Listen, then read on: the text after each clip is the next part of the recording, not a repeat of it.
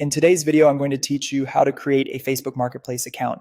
The good news is that Facebook Marketplace does not require a separate account setup. If you already have an active Facebook account, then you already have access to Marketplace. That means there is no extra sign-up form, no separate registration process, and no additional account to create. All you need to do is log into your Facebook account, either on the Facebook website or through the Facebook app on your phone or tablet. Once you are logged in, look for the Marketplace icon. This usually appears as a small shop or storefront symbol. On the desktop version of Facebook, you can typically find it in the menu on the left-hand side. In the mobile app, it is often located in the navigation bar, either at the top or bottom of the screen, depending on your device and app version.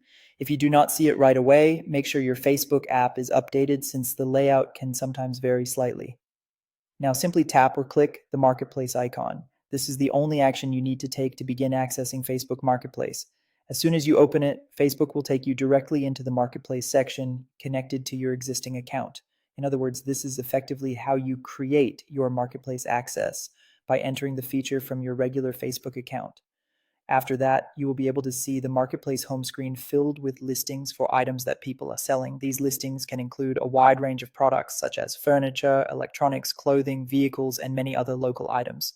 The page is designed to help you browse what is available in your area, and it gives you immediate access to the buying and selling environment. At this point, you have successfully accessed Facebook Marketplace.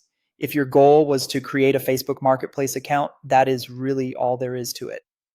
Since Marketplace is built into Facebook, your existing account does the work for you.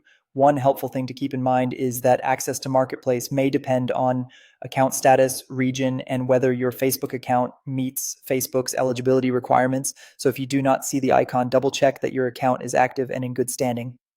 And that's it. Log into Facebook, tap the Marketplace icon, and you're ready to start exploring listings and using Facebook Marketplace.